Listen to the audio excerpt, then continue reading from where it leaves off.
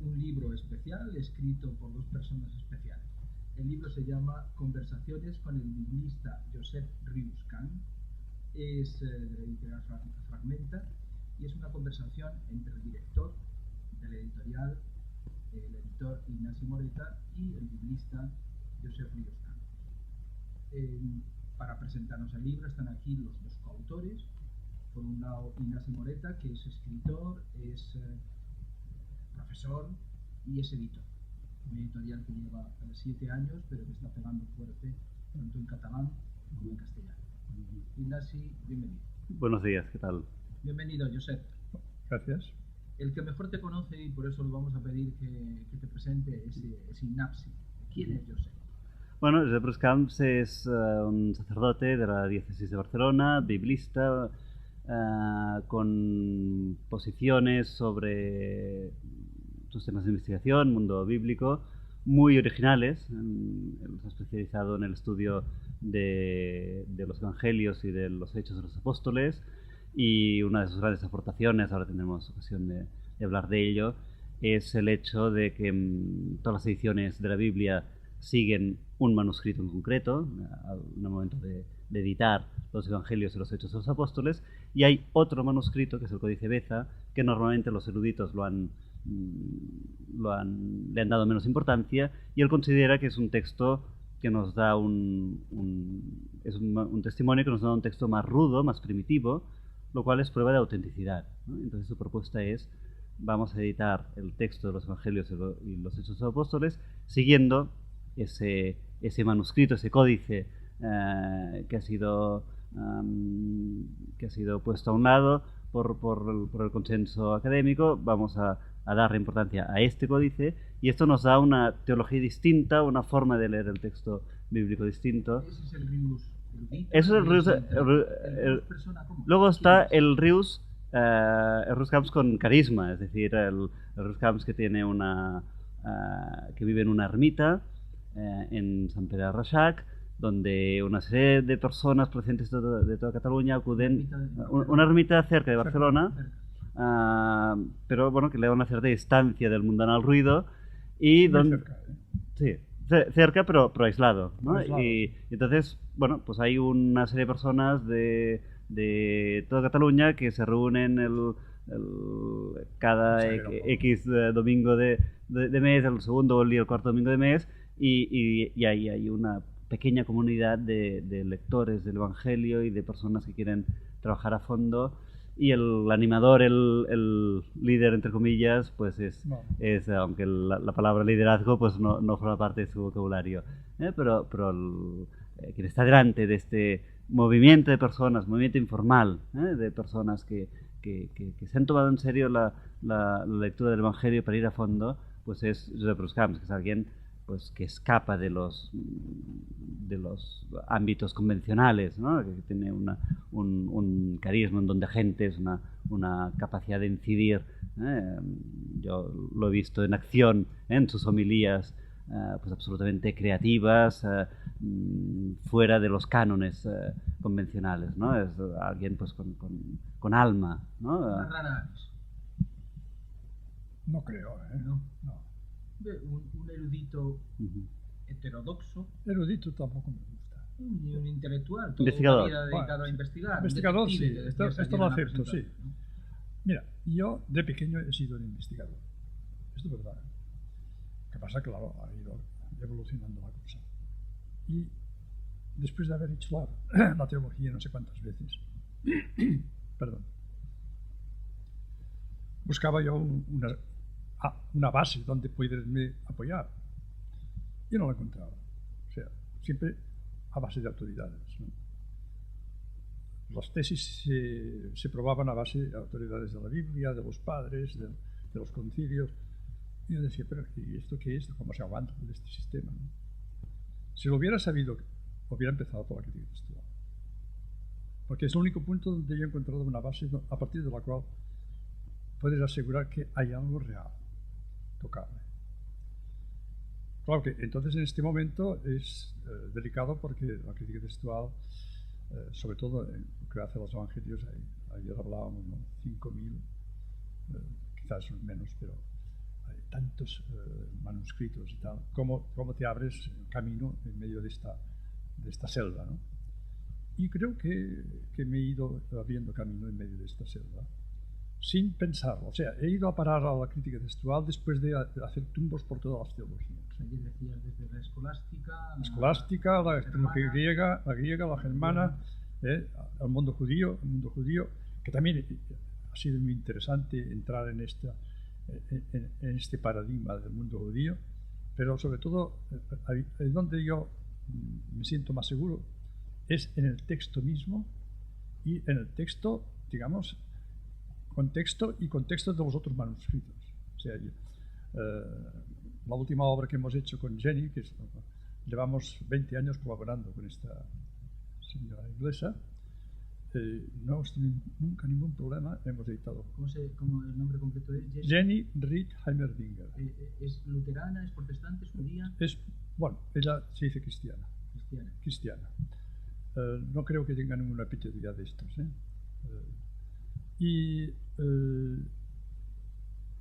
Somos muy diversos, nos complementamos muy bien, quizá porque somos tan distintos, conocemos muy bien a ella. Sí. Y ahora mismo hemos estado en Verona con unos misioneros cumbonianos toda una semana, y ella en inglés y yo en italiano. Hemos estado impartiendo un curso sobre la obra de Lucas según el Códice de Eza. Ya me dirás tú cómo es que los misioneros se preocupan porque han visto que... ¿Misioneros ilustrados? Sí, ellos no lo conocían, han oído hablar de nosotros, no sé cómo han vivido, porque no hice ningún paso para que me conocieran. Tienen todas nuestras obras. Muchas de ellas se las han traducido al italiano. Entonces tenía mucho interés en hacer esta semana y ha ido muy bien. Y para mí ha sido, y para Jenny también, de decir, mira, esto incide también en la vida práctica de la gente. Llega a la gente. Llega a la gente. Volvemos ahora a lo erudito. La experiencia, pero a mí una de las cosas que más me llama la atención de vuestra conversación es cuando cuentas en varias ocasiones tu experiencia mística o experiencia del espíritu. Experiencia del espíritu, sí. ¿Cómo, cuándo, por qué? Bueno, esto fue en Roma. Fue casi una casualidad, porque yo en aquel momento vivía en el Oriental, era profesor allí, junto con Juan Mateos, y con Juan Mateos hemos tenido una amistad de años. Juan Mateos, para el que no lo conozco, un gran jesuita, sí. Y vivíamos casi casi al lado uno del otro.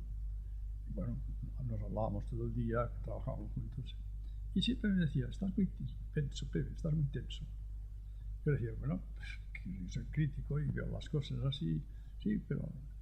¿Y por qué no vienes a un grupo de oración que habla en inglés que hay en Roma? Y me llevó a este grupo de oración. Yo no entendía el inglés en aquel momento. Y mira, me quedaba un rato oyendo cómo hablaban. Era un grupo carismático, pero muy inglés. Y así fue varias veces. Dejé de ir, entonces él a veces no iba, yo lo acompañé. Un día fui yo solo, porque me gustaba el ambiente, ¿no? Y me vienen, más o menos así, porque no me acuerdo las cosas tan exactas. Me dice, ¿quieres que oremos por ti? Que recemos por ti. Ah, bueno, no me hará ningún daño. Y me pusieron las manos, unos cuantos. Cuando terminaron, gracias, me voy. Fui a casa. Tranquilo. Llegué a casa y dije, mira, Juan, han orado por mí, han rezado por mí, no sé si es rezar o orar. Bueno. Ah, muy bien, ¿y qué? Bueno, está bien. Sí, me fui a dormir. Que la noche tuve una cosa. O sea, una experiencia. Como si todo estuviera, se revolviera todo. ¿En sueño? No, estaba muy... No dormí, despierto, completamente despierto. Y me di cuenta de que había algo que yo no contaba. Lo deseaba porque yo tenía había seguido muy bien la teología del Espíritu Santo en Orígenes. Y había escrito. Pero pensaba que era aquello, que era como aquel que dice, tengo fe, porque te lo has creído, ¿no? Pero sin una experiencia. Entonces la experiencia me hacía ver que aquello tenía sentido. Y a partir de aquel momento ya nunca más he dudado. ¿Y la experiencia la sentías Sí, en te todo sientes, tu cuerpo? es de paz, sí, sí, es de tranquilidad, te despreocupas de todo, te enteras de todo, pero no te influye tanto como antes. O sea, no sé, es que es muy difícil Es como un cambio de chip, decías ayer. es un cambio de chip, sí. De mirada. Sí, en todo. Incluso, digamos, te favorece en todas las líneas, ¿no? Incluso en la parte más artística, la parte más creativa, ¿no? O sea, como si es una fuerza interior que lo agradeces y que se manifiesta pues en tu mismo trabajo. Yo a partir de este momento he trabajado de manera distinta, siendo el mismo de antes, ¿entiendes? Porque ves que aquello tiene sentido. ¿Y en tus relaciones personales, en tus relaciones También, con la gente, te ayuda? claro, sin decirlo, ¿no? Yo nunca esto lo he tenido muy claro. Pasé una temporada con los carismáticos, pues me di cuenta que no era necesario pasar por este, ¿cómo decimos? Por esta tamiz, ¿no? Y además que ya llegaba un momento que ya no me encontraba bien, porque te hacían, claro, siendo una persona con mucha cultura y tal, te hacían un líder. Y yo a mí esto no me iba, y lo dejé así, sin decir nada a nadie. Y curiosamente, los 5 o 6 que estábamos que llevábamos la oración allí, lo dejamos el mismo día, curioso, sin decirnos nada. Pero una cosa, tú no buscas esa emoción, digamos, esa No, emoción del espíritu. no. Es él el que te busca a ti de alguna manera. No, te Te pone en las manos. abres una dimensión que te das cuenta que nos pertenece. Y que todos estamos llamados a tener esta dimensión. La tenemos, hay que despertarla. Pero ¿y cómo la tenemos tú y yo, Ignasi? ¿Cómo hacemos? ¿O cómo Yo hago no me meto. Yo quiero tener esa experiencia. Sí, pues. ¿Qué tengo que hacer para? A ¿Qué ver, tengo que hacer? ya la tienes. Ya la tienes. Ya la tengo. Lo que pasa es que cuando más confías en ello, cuando más te abres, es como algo que va impregnando toda tu vida. Pero tiene que llegar un momento en que la sientas realmente, en que digas, oye, he tenido... No sé, no te diría que fuera necesario. Yo conozco a gente muy maja que nunca han hablado de esto y yo creo que están actuando y viviendo movidos por esta dimensión. O sea, la conciencia no es necesariamente, o sea, refleja, ¿entiendes? Es difícil hablar de este tema porque tocas una dimensión que se te escapa de la... Pero es fundamental. Yo creo que sí, yo creo que sin esa concienciación... La tan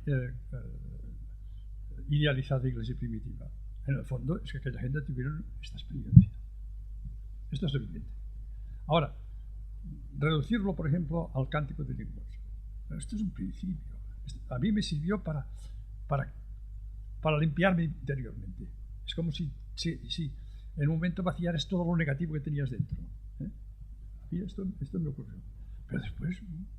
Y ese cambio permanece. Es decir, eres mejor persona y eres mejor persona ya en adelante. Bueno, tendrás también tus pegas como siempre, pero... O sea, sobre todo es en momentos, por ejemplo, cuando estás en contacto con el público, como me pasa a mí, como cura, me doy cuenta de que el ambiente, yo, sin manejarlo, no, pero que lo interpreto y la gente lo nota, que se encuentran bien, es que se encuentran bien. Que captas muy bien que está presente en todos. El elemento espíritu está presente en todos y entonces cuando la gente se abre, se nota. Porque tú, Josep, perteneces a una generación de sacerdotes, la generación del concilio, ¿no? Sí. La generación que se tomó en serio el Concilio Vaticano II, que introdujo una serie de cambios, y es una generación que ha hecho enormes aportaciones, pero que quizá en el aspecto espiritual es una generación algo seca, ¿no? Sí. Y en cambio... Esto es lo que me pasaba a mí antes, por eso me decía que estás muy tenso. Claro. Entonces, para mí lo singular en tu trayectoria es que siendo miembro de esta generación y alguien que, como los miembros de esta generación, se ha tomado en serio el concilio con todo lo que implica, no por ello ha renunciado al cultivo de la vida interior, ¿no? Sí. Que es algo ha sido una generación quizá muy racionalista. Muy racionalista. Y tú venías del estudio técnico racionalista del Espíritu Santo en Orígenes, y de golpe lo que has vivido de forma erudita pasas a experienciarlo tú en primera persona, ¿no? Por ejemplo, mira, el trabajo en una cosa muy concreta, ¿no? En el trabajo que hemos realizado, porque Jenny tiene la misma experiencia que yo, en cambio no lo ha hecho así. Aquello que os conté ayer, ¿no? De que Jenny... Ayer, estamos hablando de ayer, es la presentación oficial que tuvimos ayer en la Fundación Pablo VI. Pues ella, así por las buenas, nunca, porque habla poco de sí misma, yo hablo más. Dijo que ella muchas veces, trabajando, pues sentía inspirada en determinados puntos, pues como iba más lejos de lo que ella habría creído que podía ir, y pensaba que no me conocía para nada a mí, ¿eh? El mundo católico lo conocía desde lejos. Los católicos esta dimensión no la tienen, la dimensión del espíritu, se decía ella misma. Dice, cuando nos conocimos con Pepe, bueno, no hablaba de Pepe, en su mano hablo yo, me di cuenta que este señor tenía iba a la misma dirección que yo, que también él trabajaba experimentando esta dimensión, ¿no? ¿Ya habías tenido la emoción? Sí, claro. Sí. Yo, mira, para no hacer, porque estas cosas son delicadas, yo no hablo nunca de ello, ahora porque mira, he hablado aquí, porque la supongo en todas las personas. Sí. Entonces, lo que hay que hacer es no hacer cosas raras, sino ayudar a la gente a abrirse, sencillamente abrirse. Mira, el ejemplo más claro lo tienes en Jesús de Nazaret. Antes, cuando fue al Jordán para bautizarse, estaría en una situación muy parecida al que estaba yo, rompiendo con la institución religiosa, esperando un Mesías que lo arreglara todo. Probablemente en la familia había habido más de un muerto de represalias, en su propia familia. Esto no lo cuentan porque no interesa, pero el ambiente era este, y él había visto que la línea del Bautista no era violenta, pero era de ruptura. La experiencia que tuvo Jesús en el Jordán es: el cielo se abrió de par en par. ¿Qué quiere decir esto? Él se abrió de par en par. El cielo no se abre, es la persona que se abre. De tal manera se abrió que ya no se cerró nunca más este cielo. Y entraba en el proyecto de Dios, esto lo vas viendo después, y él también lo vio, que uno de los nuestros, llegaría un momento que habría uno de los nuestros que podría abrirse del todo a este proyecto. Como si Dios fuera en busca de esta persona. Uno de los nuestros te refieres a un ser humano. Ser humano. Una persona humana. Ser humano. Y en él se realizó esta apertura. Y a partir de él se ha hecho posible que todos los que sigan el camino de Jesús puedan llegar a tener exactamente la misma apertura. O sea, yo puedo contar con el mismo espíritu con el que cuenta Jesús. Esto es importante. Pero aún así hay personas, no buenas personas, por no decir malas personas, porque no saben dentro del cristianismo, quiero decir. Sí, bueno, ya se apañarán ellos. Sí, yo no me meto en esto, ni voy a hacer ningún juicio de nadie. Ahora, yo sintonizo, aquí está la cosa, yo sintonizo, hombre, ahora mismo, ¿por qué estamos hablando aquí los tres? Hay una sintonía común. Yo lo notaba ayer cuando tú estabas hablando. No voy a decir nombres, pero en una de las personas no lo noté menos. Y enseguida lo noto, enseguida el ambiente. Ya te da una... Sí, después no sé, yo no quiero hacer juicios de nada, pero notas que esta persona está hablando un lenguaje que yo lo conocía muy bien de antes. ¿Te ha traído problemas esa conexión? No. ¿Emoción te ha traído problemas? Al principio quizás... con la institución, porque la institución... Sí, al principio, cuando llegué de Roma, que estaba muy eufórico en la facultad, me miraban así. Yo, por ejemplo, con algunos de ellos, sobre todo con Tena, Peretena, que fue obispo Peretena, auxiliar de Barcelona. le hablé y se quedó parado. Vigila, porque esto los carismáticos, esto es lo que te decía. Y estuve un tiempo con los carismáticos, no pasa nada. Después yo mismo lo dejé, pero tampoco me ha hablado ya de todo esto, ¿no? Pero ser crítico heterodoxo te trajo problemas. Por ejemplo, en la propia facultad, según contáis, no te dejaron formar parte del departamento de Biblia. Bueno, pero no fue por esto. No fue por esto. Que yo venía del mundo de la patrología y no les interesaba. O sea, son mundos cerrados.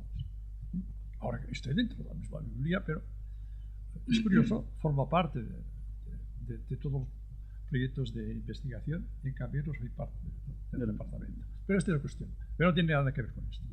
Al menos en principio. Son mundos de poder. Mundos Bueno, estancos, claro. Y el poder está reñido con el espíritu, ¿no? No sé. No decía. Bueno, de alguna forma tú eras un intruso entre los biblistas. Eres un intruso. Venías del mundo de la patrología y más en el tema este. Claro, porque es que si verdaderamente algún día la gente abre los ojos y se da cuenta de que el códice Beza es muy primitivo, tendrán que rehacer muchas cosas. Sencillamente, tendrán que rehacer muchas cosas. ¿Alguna cosa más, Ignacio? Bueno, a mí me sorprendió cuando en el libro nos explicas esta experiencia neumatológica de abrirse, de apertura al espíritu.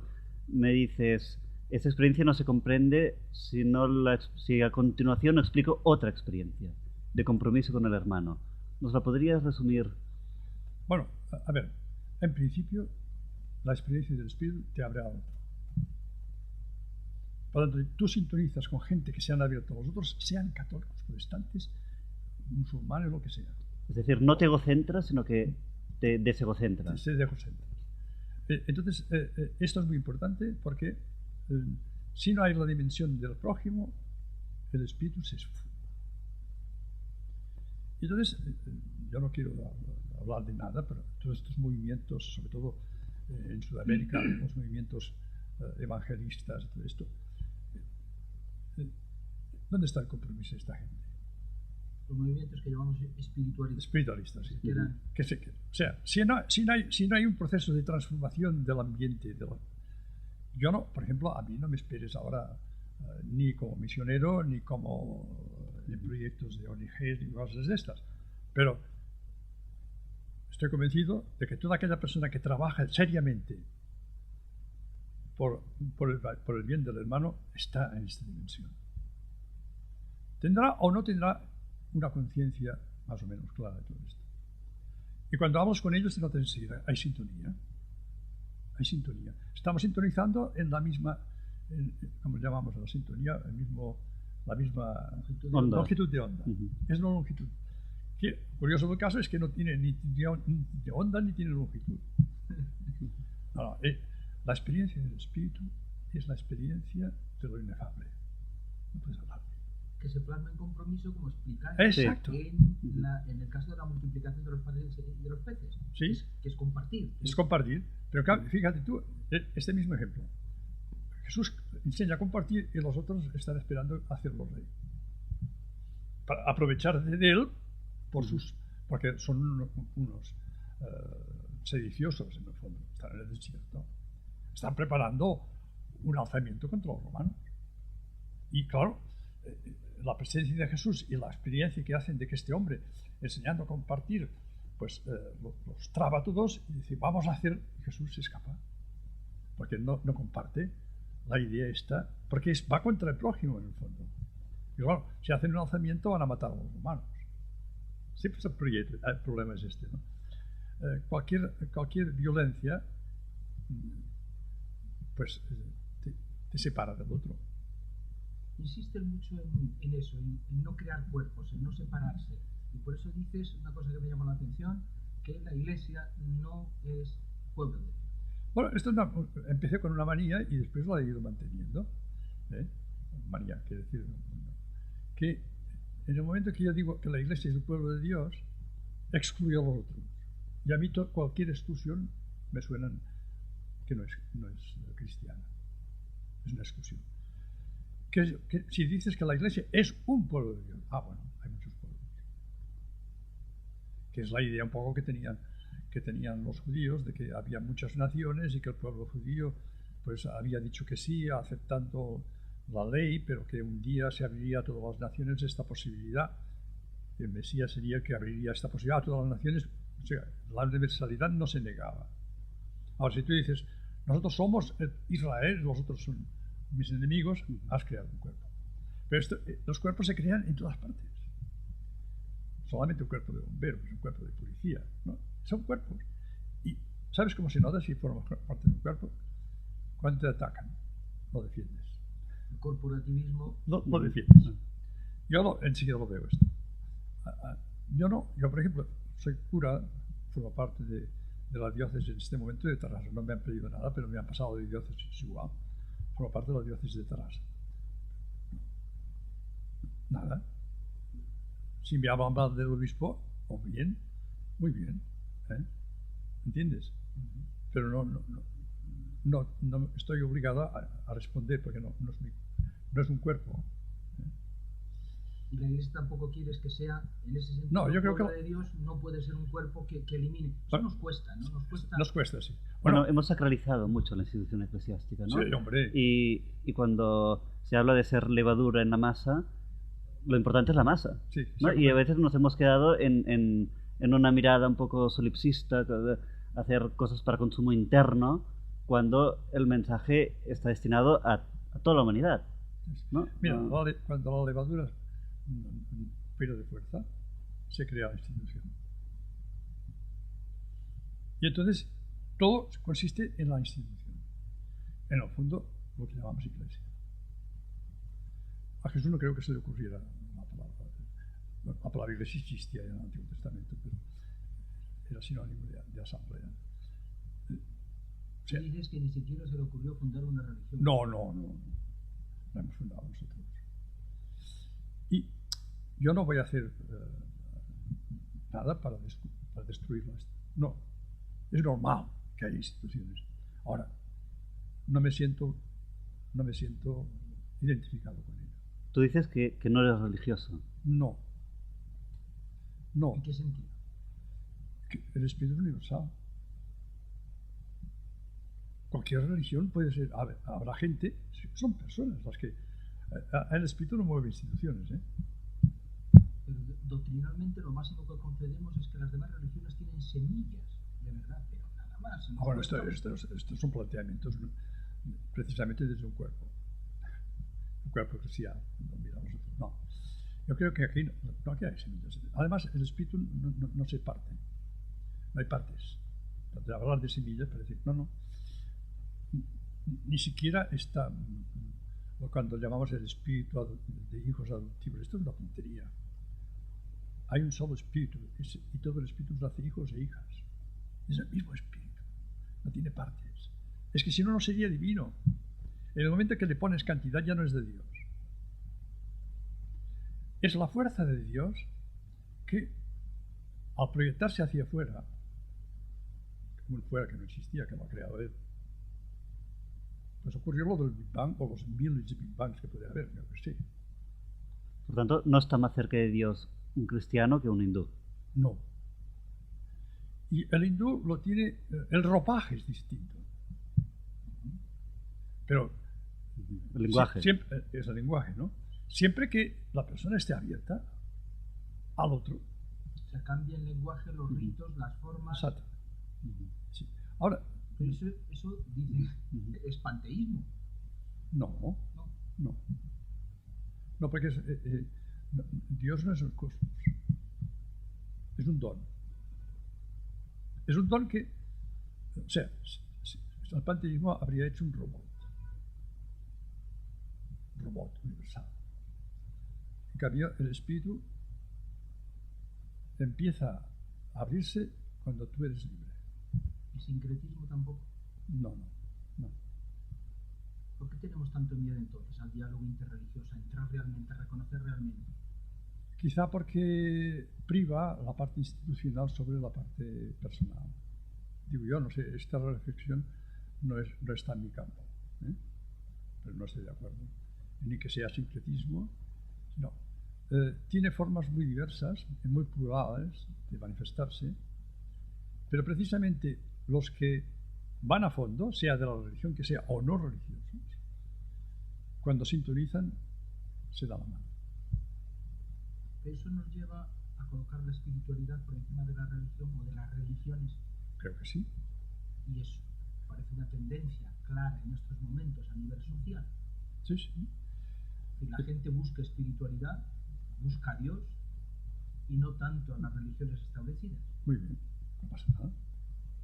O sea, las mediaciones son necesarias por los que necesitan mediaciones. No hay que absolutizarlas. No hay que absolutizarlas. Y está muy bien. Entonces, yo puedo hablar con un protestante o con un ortodoxo y incluso haré un esfuerzo para entender la situación del otro. No lo voy. Si yo tengo la seguridad de que lo mío es la verdad, entonces el otro lo tengo que ganármelo o hacer un prosélito, ¿entiendes? No, el espíritu no hace ningún proselitismo nunca. Dirán algunos, relativismo, la verdad es la verdad. Que digan lo que quieran. Pero la experiencia está ahí, no tiene vuelta. Ya te digo, utilizo yo porque hay muy pocas expresiones que sean universales, ¿no? Digo que el creyente y el no creyente, el que se deja llevar por el espíritu, es como si encendieras una lucecita y que ve, mira, ahí hay otra, y ahí hay otra. O sea, ve personas abiertas a esta luz. ¿Y también las ves si no están abiertas? No, claro, si no están abiertas no, si no tiene lucecita. No tiene lucecita, no está. Entonces, puede ayudar a que la gente se abra a esta... Es decir, contar que hay una dimensión que se te escapa de las manos. Y esto de contar no es fácil. Yo mismo, en mi trabajo intelectual, hay momentos en que me doy cuenta de una casualidad, un libro, mil cosas, ¡pum! Yo buscaba una respuesta a esto, como si te lo ofrecieran en bandeja. Pero para eso hay que estar atentos, ¿no? Hay que estar atentos. A la vida, ¿no? Y hay que trabajar. Para mí es en mi contexto de investigador. En el tuyo será en el contexto tuyo de obispos y papa. Bueno, que sí, donde te mueves tú, ¿no? O él, yo le decía siempre, en tu contexto de editor. O sea, está haciendo una labor preciosa. Entonces, saber que en esta labor también interviene el espíritu y que es imprescindible. Entonces, todos somos imprescindibles. Ayudar a la gente a descubrir que cada uno de nosotros tiene un proyecto. O sea, aquí no sobra nadie. Que no sobra nadie. Ninguna religión, ningún camino. ¿Quién traba los proyectos del espíritu? ¿Cómo lo hacen? Lo sabemos. Nosotros, al trabarnos, hacemos instituciones, compromisos, leyes, constituciones, lo que quieran. Luchas, nos peleamos. Claro. Porque la gran tentación de las religiones es siempre colonizar a Dios, pensar que lo tenemos en el bolsillo, que lo hemos entendido, que cabe en nuestros dogmas, en nuestros templos. Dios no quiere ningún templo. Que hay un lugar de reunión, muy bien. Sí. Ha llegado el día en que adoraréis a Dios, no en esta montaña, sino en espíritu y en verdad. En espíritu y en verdad. Pero también nos hace falta apoyaturas. Prelaturas. Prelaturas, no sé, pero... Me ha sonado. Y, no sé, algo físico, algo... Tú dices, para orar no necesito ni sitio, no, algo ni físico, lugar, sí, ni... ¿verdad? Bueno, pero somos encarnados, ¿no? Y entonces sí. Necesitamos mediaciones. La gente se tiene que encontrar. Yo, ayer mismo éramos pocos, pero yo enseguida cuando entré ya vi que había un ambiente favorable. Porque a varios los conocía, además a los que los conocía también porque el ambiente es favorable. En cambio, a otras veces, a lo mejor una sala llena te reciben así fríamente, el trabajo es tuyo para encender un poco la cosa, ¿no? Contar con esta dimensión te da la oportunidad de descubrir muchas cosas. Y da la sensación de que te acerca mucho a la felicidad, es decir... Sí. ¿O te hace sufrir también? Sufrir, no, estos no. Si acaso sufrir los sufrimientos que tiene cada uno, las cosas que te ocurren, las enfermedades, la muerte de personas queridas, esto no puedes evitar. Pero lo vives de otra manera. Es posible. sí. Yo, apenas de mi experiencia, sí, pero no quiero universalizar esto. Depende también del carácter de cada uno. Hay caracteres que les cuesta mucho más abrirse. Si están muy cerrados es muy difícil.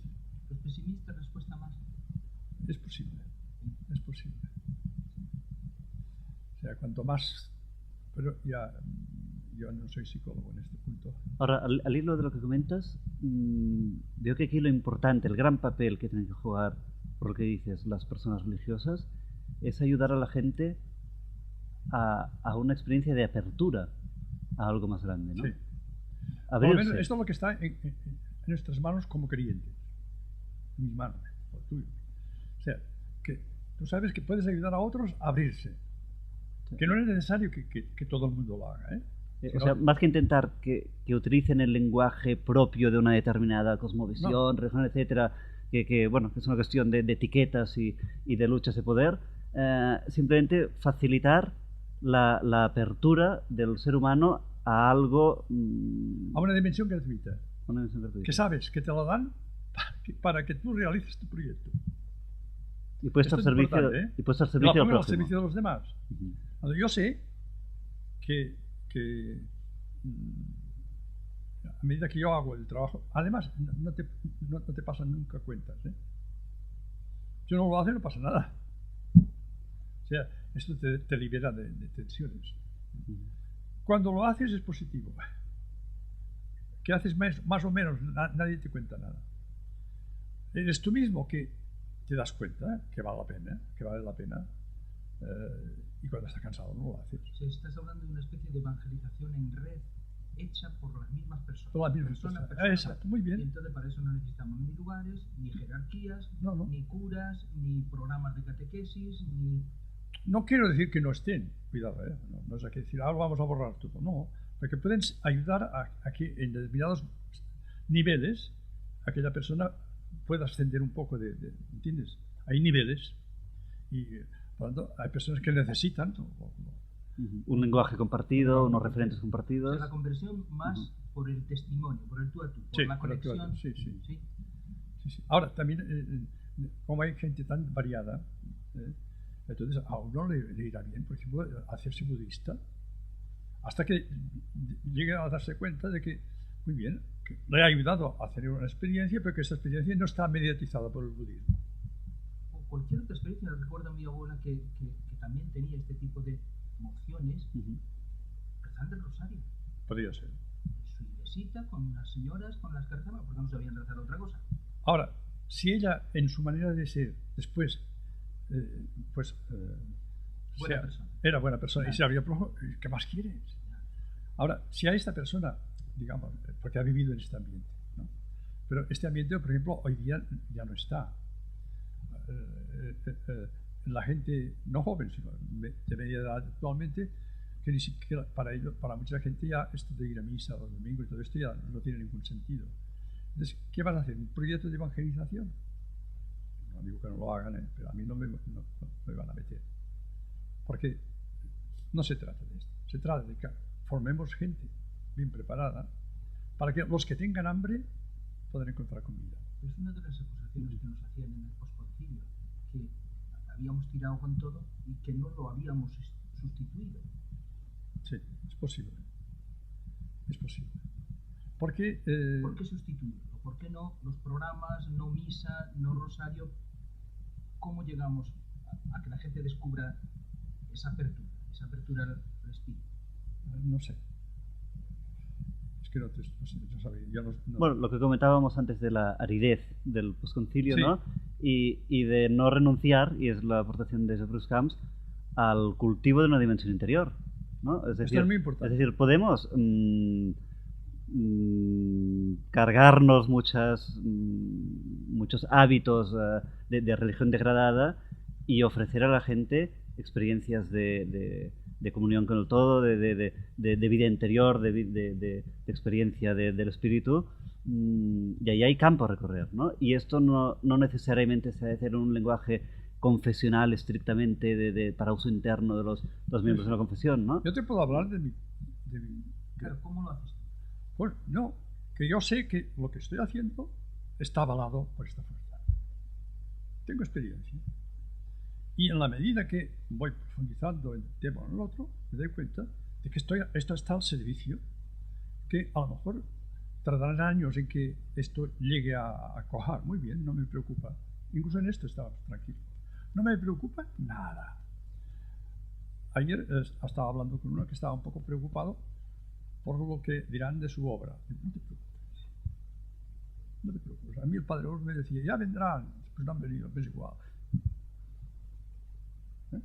Porque si no, estás pendiente de que dirá este, de que dirá el otro, ya está. Ya te has metido dentro y llegarás a decir lo que ellos esperan que digas. No, es la autocensura. Yo soy muy libre en este punto y esto me ha permitido, precisamente mi libertad, me ha permitido antes y después, porque yo hay cosas que las había hecho antes de tener esta experiencia. He visto que valía la pena. Y después, claro, esto se me ha abierto mucho más. Pero claro, hacer una obra como la que hice sobre Ignacio, que estoy convencido que está bien hecha y que no apenas se le ha hecho caso. Bueno, algún día vendrá, ya vendrá alguien. Y si no, yo digo, Ignacio, preocúpate tú. Es así. Lo mismo podríamos hablar de Lucas o de Marcos. Estos los temas que yo estoy trabajando, ¿no? ¿Qué me iba a decir que con una casualidad, como fue una casualidad, que yo fuera a Linel y nos encontráramos con Jenny, que no nos conocíamos de nada?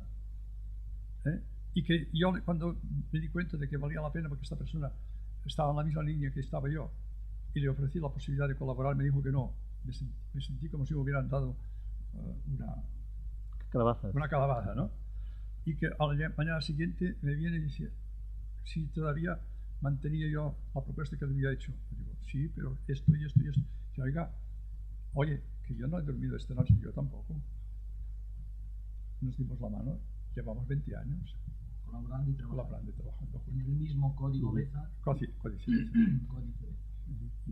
Y claro, porque son dos personas que, ¿ves? Esto también se comparte, ¿eh? Han compartido sus conocimientos. Y entonces las obras son de los dos. Esta no porque es un día, no que hemos hecho con él, pero también se refleja aquí también. También ahí habéis compartido, me imagino que por mucho tiempo. Sí. ¿Te gusta el Papa, Francisco? Hombre, no me lo voy a comer. Creo, mira, por lo menos nos ha dejado respirar. Yo he conocido varios papas, ¿eh? A Pío XII, por poco que me hace perder la fe, porque me di cuenta que hacía comedia. Pero no me di cuenta enseguida. El primer año que fui a Roma estaba todavía Pío XII. Yo fui a vacaciones a Castel Gandolfo. El Papa y todo. Los españoles son de España, pero el Papa y todo. Yo también estaba metido ahí dentro, ¿no? Y poco a poco me di cuenta que los gestos no eran normales, que el Señor hacía comedia y me alejé de aquello. Conocí a Juan XXIII. Incluso personalmente tuve ocasión 2 veces de darle la mano, ¿no? Hombre, sencillo. Este Papa se parece mucho a aquel. Son distintos. Aquel es un payés, este es un jesuita, que no es lo mismo. Un hombre que tiene además detrás una estructura que Juan XXIII no la tenía. Juan XXIII estaba más solo, ¿no? Estaba más solo, sí. Y más guiado por el Espíritu tuvo la intuición genial del concilio, Juan delante. XXIII es que a quién se le ocurre en aquel momento hacer un concilio después de Juan Pablo VI lo conocí también, el hombre sufriente. Yo siempre esta impresión, un hombre que piensa mucho, que reflexiona mucho, que es abierto, pero que en los momentos en que tenía que decir algo serio no lo dijo. Sobre todo en la humanidad, que le fue fatal. El otro, el polaco, no me hagas hablar de él porque no le tengo ninguna simpatía, ninguna. Y este Francisco Ratzinger, ¿lo trataste? Lo traté yo en Münster. ¿No? Estuviste en su casa. Era un gran profesor, muy amable, me invitó a su casa una vez, lo cuento aquí, en su casa. Quería saber quién era este señor, que bueno, no es normal en la universidad alemana que un extranjero llegue a estos puntos, ¿no? Pues, sí, asistente de un profesor en un catedrático. Se me abría la posibilidad dentro de 2 años de llegar a ser profesor ordinario. Y lo hubiera conseguido, seguro. Pero me di cuenta que no era para mí. O sea, que estaba muy bien aquella experiencia, pero que tenía que ir a casa, que allí es donde, de alguna manera, podía dejar traza, y creo que lo he hecho muy bien. ¿Y el almuerzo con Ratzinger? En su casa fue... Muy bien, en su casa, con su hermana, nos hablamos de toda la cuestión política en España y también de la cuestión de Le conté que estaba trabajando en hacer una universidad, una facultad de teología. Incluso, no me acuerdo ahora si se lo dije, no, porque a lo mejor pero es probable que le dijera que tarde o temprano yo también volvería a casa, porque lo tenía en la cabeza. Después, cuando ya se fue de obispo, ya le perdí las cuentas. Y como papa, pues no me ha tenido ninguna simpatía. ¿El gesto de la renuncia le redime de alguna manera? Bueno, no sé si es que es necesario redimir a nadie, pero por lo menos demuestra que ha tenido momentos lúcidos. Yo creo que vio el gran problema, sobre todo lo de la pederastia y lo que implicaba todo esto, sobre todo en Estados Unidos aquellos años. Ha sido la miseria de muchas diócesis, ¿no? Que les han pasado cuentas. Aquí veo que todo funciona. Bueno, prefiero no tocar todo esto. Y este Papa nos deja respirar. ¿Hasta cuándo podrá la reforma? Yo no creo en reformas. Como no creo en el pueblo de Dios, tampoco creo en las reformas, ni en las contrarreformas. Pero se hacen. ¿Qué le vas a hacer? Siempre será mejor si hace una curia más disminuida, si son un poco más abiertos. Bueno, todo esto es bueno, o sea, pero no necesariamente los cambios vendrán producidos. Los cambios vienen producidos por las personas que toman conciencia. Estos son los que producen los cambios. ¿Le está ayudando a ese cambio? Puede ayudar. ¿Es revestido de... ¿Tiene una capacidad de solución especial con la gente? Sí, puede ayudar a que las personas respiren. Como me ocurre a mí y a ti. O sea, podemos respirar en este momento. Después de ronco, a ver qué pasa. También aquí tenéis una piedra. Aquí hemos sufrido especialmente. Hemos hecho mucha mili durante todos estos años. Sí. Porque vosotros habéis estado... Un poco arropados, un poco. Sí. Pero vaya, tampoco, no exageremos. La cuestión era distinta. Sí.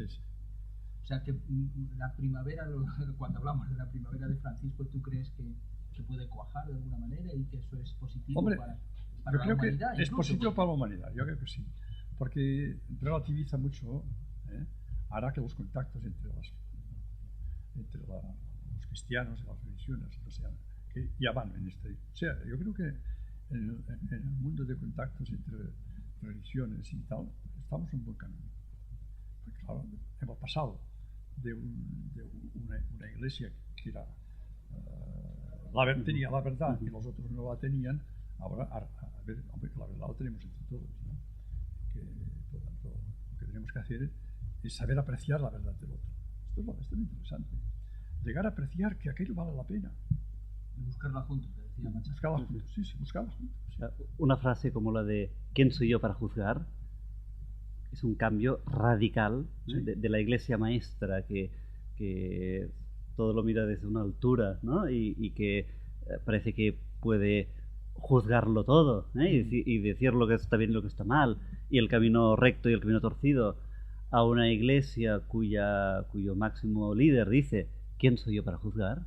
Que no, ya lo dijo Jesús, no juzguéis, pero lo habíamos olvidado, ¿no? Sí. Que eso nos recuerde la necesidad de tener una actitud de respeto ante los distintos caminos de todo orden que escoge el ser humano, sin necesidad de... Ahora, en este contexto,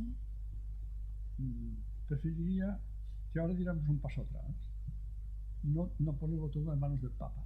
Yo no soy papista. Creo que estamos exagerando ya. Entonces parece que todos los problemas tienen que resolver este señor. Lo mismo ocurrió a Jesús y era el Mesías. Y mira cómo acabó. Y no se vengó. Y lo que voy entendiendo es que él mismo ha ido aprendiendo durante todos estos años que tuvo de su vida, 3, 4, 5 años, aprendiendo de que la responsabilidad era de cada uno. No de una... Él había dicho, por ejemplo, los 12. Pensaba que aquellos serían sus continuadores. Después le falló todo esto y no lo quiso reformar. Si no lo quiso restaurar, quiere decir que en aquel momento ya había cambiado de parecer. Pues claro, restaurar los 12 sería tener una iglesia, por decirlo así. Una estructura. Una estructura. Sí. Y en el momento que él renuncia a esto, digo, ¡ay, Señor! ¿Qué pasó? Pero claro, lo ha hecho resucitado. Nadie habla de esto. Tú explicas en el libro que la elección de Matías para restaurar los 12 ha cerrado el círculo. Es la tentación, sucumben al poder. De ahí viene la iglesia. Ha cerrado el círculo. Y estos días que estoy haciendo trabajo sobre Saia, no digo que sea el responsable único, pero bueno, buena parte es el ideólogo de esta estructura cerrada sobre los apóstoles. Esto es un pozo de ciencia, un pozo de sabiduría. Ciencia no. Bueno, ciencia también. He dedicado 20 años. Pero esto. Aquí está la ciencia condensada, divulgada. Bueno, aquí lo que hicimos fue, resumida. Normalmente el erudito da el resultado de sus investigaciones en forma de libro, y el libro da cuenta del resultado final de lo que haya investigado, y aquí lo que tratamos de hacer es a ver el proceso, ¿no? A ver cómo llegamos a este resultado, cómo un erudito va descubriendo, ¿no? Y cómo el factor biográfico, porque el erudito también tiene biografía, y también le pasan cosas, y también conecta con el espíritu, también se compromete con un hermano, ¿no? Y cómo este itinerario es el que explica la obra, ¿no? En ese sentido yo creo que el libro complementa bien otros trabajos tuyos donde das el resultado y no el proceso. Yo agradecido mucho. He tenido suerte de conocerlos. Suerte. Incluso he compartido con ellos grandes problemas como el problema de Francisco. Para mí fueron como si fuera de mi casa. Y es que además te ha ayudado a poner tu erudición, tu máxima, a divulgarla por el alcance de mártires que no hemos estudiado el Códice Beza y todo ese tipo de cosas. Porque también es bueno que el erudito divulgue. Claro. A veces el erudito escribe para sus colegas y el erudito también ha de hacer un esfuerzo para divulgar. Y aquí hemos intentado pues que el lector medio con cultura pues sepa qué es eso del Códice Beza. Yo lo decía ayer, es un intento muy bien logrado porque habéis conseguido, tanto en las preguntas como en las respuestas, hacer un libro muy ágil, muy ameno, que va a los detalles, que va al fondo de las cuestiones, y eso se agradece mucho. Muchísimas gracias por estar aquí. Gracias, hombre, ya nos veremos otro día. Yo si voy a Barcelona también voy a ir a rezar. Vale. A verte allí en tu propia salsa. Muy bien, me encantará, Me encantará. Gracias.